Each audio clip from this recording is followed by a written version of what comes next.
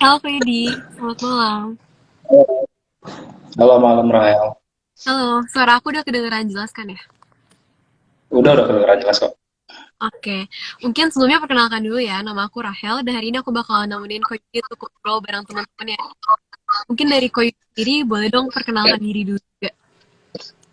Ya, halo, selamat malam teman-teman semua. Perkenalkan nama aku Yudi Chan. Aku seorang investor di pasar modal Indonesia, tapi lebih banyak cenderungnya ke technical analysis ya dalam hal berinvestasinya.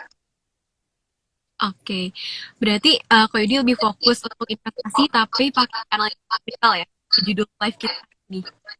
Betul, betul, betul. Karena kan memang dalam hal berinvestasi ya sebenarnya ada beberapa metode ya, Rahel sama teman-teman. Ada yang pakai fundamental, fundamental sendiri pun ada yang value investor, ada yang growth investor, lalu ada juga dengan technical gitu. Jadi memang sebenarnya buat aku pribadi semua metode nggak ada masalah. Yang paling penting adalah cari yang cocok sama kita sendiri seperti apa. Iya, betul. Yang penting cocok dulu ya kalau dalam investasi itu. Betul. Kita masuk ke topik utama kita nih kok, sesuai ngomongin analisa teknikal, aku mau minta outlook SG dari view Ko Yudi dong, sekarang tuh gimana sih?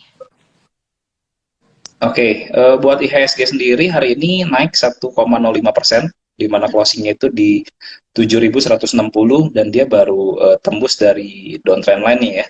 Nah, Ya, untuk resisten selanjutnya ada di 7.257. Kalau misalkan IHSG kita masih bisa naik di atas ini, next-nya ada di 7.355 untuk resisten majornya. Jadi boleh hati-hati di resisten majornya 7.355. Tapi kalau misalkan di pergerakan minggu depan nih, besok kan udah Jumat.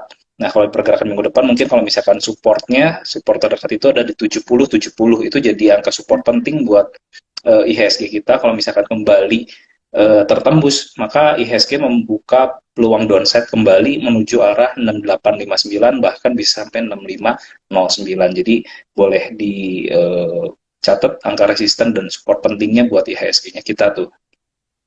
oke. Udah dikasih ya teman-teman, boleh catat nih angka support dan resisten yang penting untuk IHSG kita.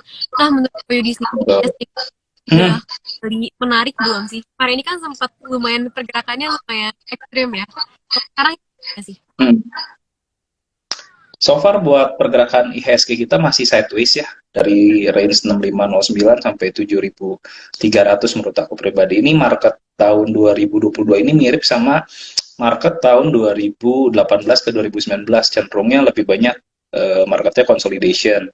Jadi memang range range pergerakannya nggak terlalu besar, tapi bukan berarti nggak bisa cari profit, tetap bisa cari profit. Cuman mungkin perlu lebih selektif aja dalam memilih sahamnya gitu. Jadi nggak semua saham mungkin bisa bisa bergerak kenceng kayak kemarin di 2020, tapi tetap ada aja saham-saham yang kayak misalkan belakangnya itu kan masih ada aja saham-saham yang masih bisa naik beggar, bisa aja, Ya. cuman mungkin lebih sedikit. Jadi teman-teman perlu kenali dari siklus marketnya, saham tersebut misalkan lagi ada di siklus apa supaya lebih mudah kita mendatangkan profitnya gitu. Jadi penting banget sih buat aku, buat teman-teman bisa mengerti analisa teknikal supaya kita tahu siklusnya lagi ada di mana nih. Kalau kita udah tahu siklusnya, nextnya apa? Jadi lebih mudah dalam kita memilih instrumen investasinya kita di emiten apa gitu.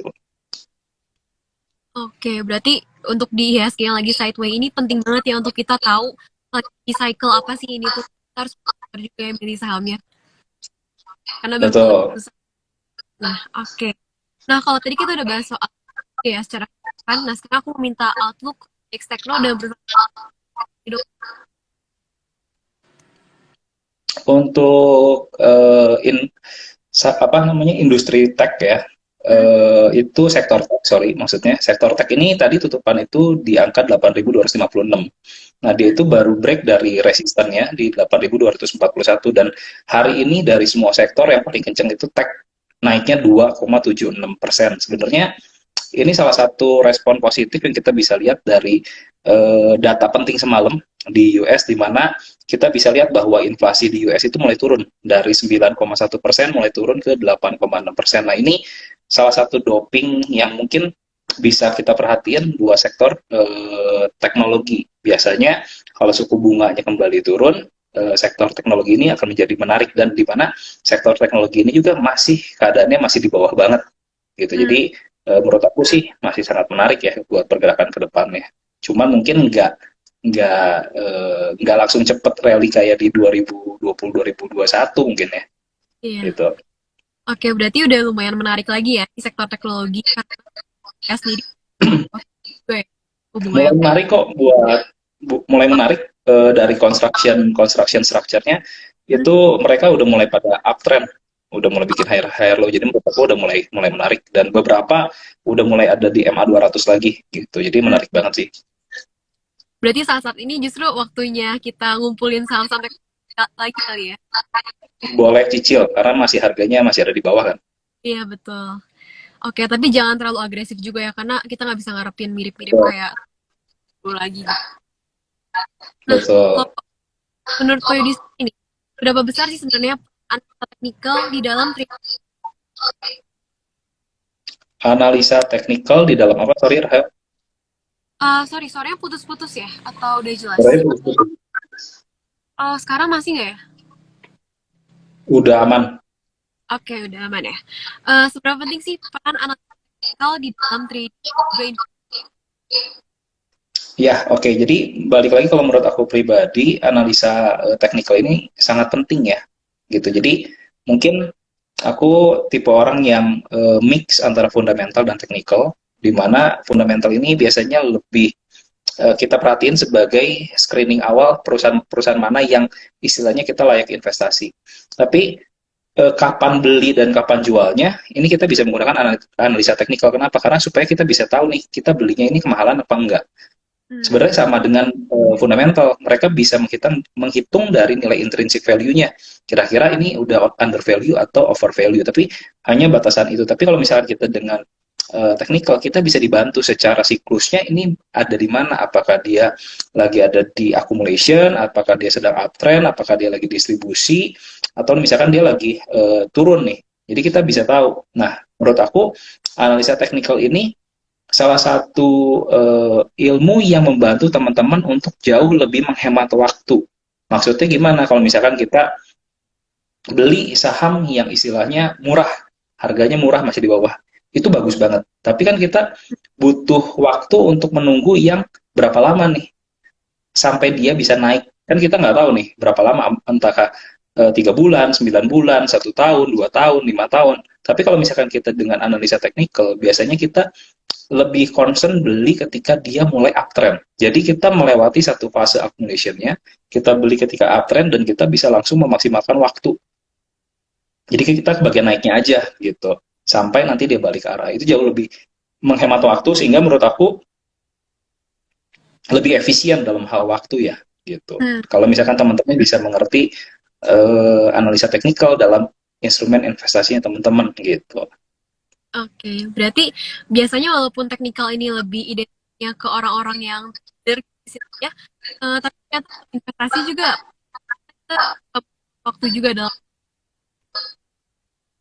Nah, Analisa teknikal bisa kok pakai buat investasi, cuman mungkin ya beda beda time frame beda. kali ya. Kalau misalkan teman-teman menggunakan analisa teknikalnya pengen lebih short term, ya tinggal diganti aja time frame-nya misalkan ke 5 menit, 15 menit, 1 jam sehingga teman-teman bisa lebih cepat. Tapi kalau misalkan pengennya yang agak lebih long term ya bisa pakai daily, weekly itu no problem. Pada akhirnya menurut aku tetap sama-sama kepake, cuman mungkin balik lagi ke penggunanya, mereka harus kenal, mereka lebih suka, lebih cocok di time frame mana. Kenapa? Karena nggak bisa dipaksain.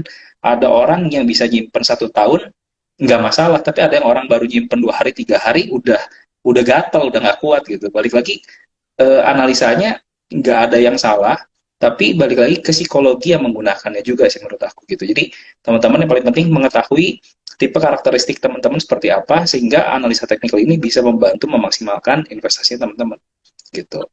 Berarti paling penting emang paling itu kita kenal faktor risikonya investasi itu gitu. Sorry putus-putus Rael. Sekarang masih putus-putus juga. Tadi agak putus-putus. Oke, berarti ini tuh penting banget ya. Gimana cara kita tuh harus pertama kenal kita, profil risiko kita kayak gimana. Ya. Ya paling penting untuk kenali dulu sih kita seperti apa profil resikonya supaya kita bisa memilih istilahnya Ini. jalan mana yang mau kita ambil kalau kita udah tahu gitu. Iya, betul banget, setuju. Nah, kalau misalkan ya adalah investasi, kan tadi kita udah bahas nih soal pentingnya teknologi. Ya, sekarang deh, Sorry putus-putus, aku nggak bisa dengar. wait, oke. Ini di sana yang Nah, putus-putus atau apa yang putus-putus mungkin ya? wah, kurang tahu benar. Sekarang udah jelas belum ya, kok? Kalau sekarang jelas sih, cuma kadang lagi ngomong agak cukup panjang, Putus. agak putus-putus, Rahel. Oke. Coba ya, kita mulai lagi. Pelan aja temponya coba ya. Kalau kan tadi kalau soal pentingnya akal. Nah, tapi pentingnya tuh apa? Sorry, aku nggak bisa denger. Bentar ya. Coba bentar. Eh, Sorry, sekarang udah jelas belum ya? Kayaknya sinyalnya cukup. Eh, Kadang jelas, kadang hilang-hilang ya, Rahel. Oh, oke. Coba ya. Kan tadi kita udah bahas soal teknik kedengaran Iya, nggak ya? udah bahas soal technical. Ya, nah sekarang Terus, mungkin kita bahas yang fundamental itu apa ya? sorry, yang fundamental kenapa? Pentingnya fundamental. Oh, oke. Jadi, teman-teman perlu kenali tujuan kita berinvestasi di pasar modal adalah satu, pasti semuanya pengennya cari untung, gitu ya. Nah, namanya kita pengen cari untung dalam dalam apa ya? eh, Analisa sederhananya kalau kita menitipkan uang, kita kan perlu menitipkan uang kepada orang yang istilahnya bisa kita percaya, Iya. bisnisnya bagus, supaya kita tahu bahwa uang kita ini akan jauh lebih terjamin, akan berkembang dibandingkan kita melihat bahwa wah orangnya misalkan let's say punya kasus misalkan dulu nih penipuan atau misalkan let's say punya kasus apa ya bawa kabur Oh, mobil misalkan saya ya. Jadi untuk kita menaruh menaruh uang pada orang tertentu kan kita agak agak khawatir gitu. Maka analisa fundamental ini kita menurut aku pribadi penting banget untuk kita pelajari supaya kita tahu bahwa yang kita beli ini perusahaannya ini ada isinya atau enggak. Apakah perusahaan ini sehat? Mereka mendapatkan income yang sesuai dengan model bisnisnya atau enggak. Mereka kondisi sekarang punya hutang yang berapa besar. Mereka misalkan melakukan corporate action tujuannya buat apa? Apakah misalkan buat bayar hutang atau misalkan mereka dapat corporate action tapi mereka buat pakai sendiri dan nggak kembangin bisnis. Hal-hal seperti itu menurut aku salah satu pertimbangan di mana kita bisa yakin untuk taruh uang kita di emiten tertentu supaya kita gampang tidurnya. Kalau misalkan kita nggak tahu apa yang kita beli, kayaknya akan tiap mau tidur tuh kepikiran, aduh iya. besok naik apa turun, terus besok masih buka apa enggak, emitennya masih ada apa enggak, karena dalam perjalanan kita bisa lihat di pasar modal kita itu beberapa emiten yang istilahnya cukup bagus tapi pada akhirnya bisa sampai suspend dan ada potensi untuk delisting gitu. Jadi kenapa? Karena misalkan contohnya misalkan ada yang PKPU nggak bayar hutang dan sebagainya itu kan menjadi satu hal yang istilahnya kita nggak bisa lihat juga langsung di analisa teknikal ya, kita perlu lihat juga nih, oh ternyata dia ada PKPU, ada notasi khusus dan lain sebagainya. Maka menurut aku itu salah satu pertimbangan yang teman-teman juga perlu perhatikan dalam investasi. Kenapa? Karena kalau kita investasi nggak mungkin beli pagi jual sore. Beda halnya dengan kita trading atau scalping yang beli pagi jual sore. Tapi kalau misalnya kita tujuannya adalah lebih long term, kita tujuannya adalah berinvestasi, maka kita perlu tahu emiten apa yang kita beli supaya kita lebih enak tidur gitu sih kurang lebih. Yang penting kita harus kenal dulu ya untuk perusahaannya tuh apa sih saham yang kita. Betul. Eh, Bisnisnya seperti apa, Suara aku udah. apakah sehat atau enggak. Sorry, tadi kepotong. Suara aku udah jelas. Kadang masih putus-putus apa namanya Rahel. Oke. Buat teman-teman semua, sorry banget, tapi aku matiin komennya ya supaya mungkin tapi kalau ada pertanyaan jadi Oke, mungkin kita lanjut ya kok ke question selanjutnya. Boleh. Sebenarnya biasanya apa sih yang jadi kesalahan orang-orang dalam mempelajari analisa teknikal?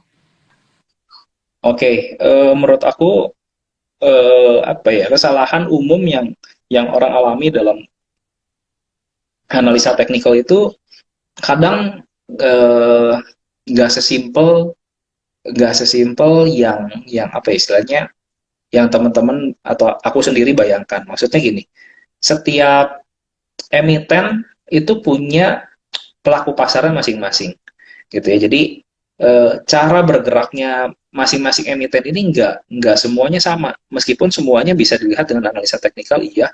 Tapi teman-teman harus kenali bahwa ada emiten yang misalkan eh, pergerakan harinya dari pagi naik kenceng gitu, terus Hmm. nanti sore selalu turun. Itu ada tipe-tipe yang seperti itu. Jadi teman-teman bisa lihat tuh dengan analisa teknikal, oh ini selalu punya jarum-jarum di atas, oh yang ini punya selalu jarum-jarum di bawah, atau dia geraknya konstan naik terus, ada juga yang geraknya konstan juga turun terus. Jadi teman-teman dengan belajar analisa teknikal, teman-teman harus mengerti karakter juga dari saham tersebut seperti apa. Nggak bisa di semuanya disamaratakan. Oh, misalkan yang ini resisten di sini, kita beli aja langsung buy on break. Nggak bisa. Karena apa? Karena ada tipe-tipe yang emitennya memang selalu bikin jarum di atas nih, gitu. Jadi Hmm, iya. teman-teman juga perlu mau. Jadi nggak bisa apa ya, semuanya dipukul rata semua. Oh, pokoknya buy on break pasti cuan. Nggak bisa juga. Teman-teman perlu lebih kenali saham yang teman-teman mau beli, karakternya seperti apa. Karena beda beda emiten, beda orang, beda karakter. Kadang ada beda perlakuan juga nih. Gayanya kita nggak bisa, misalkan belinya buy on break, kita harus belinya buy on weakness atau buy on support, gitu. Tapi ada tipe-tipe yang kalau lagi jalan dia selalu naiknya kencang, kita nggak bisa juga menunggu buy on support, mau nggak mau kita harus belinya buy on breakout. Jadi mungkin lebih ke pendekatan emiten-emitennya menurut aku, teman-teman kenali karakternya itu lebih penting, gitu.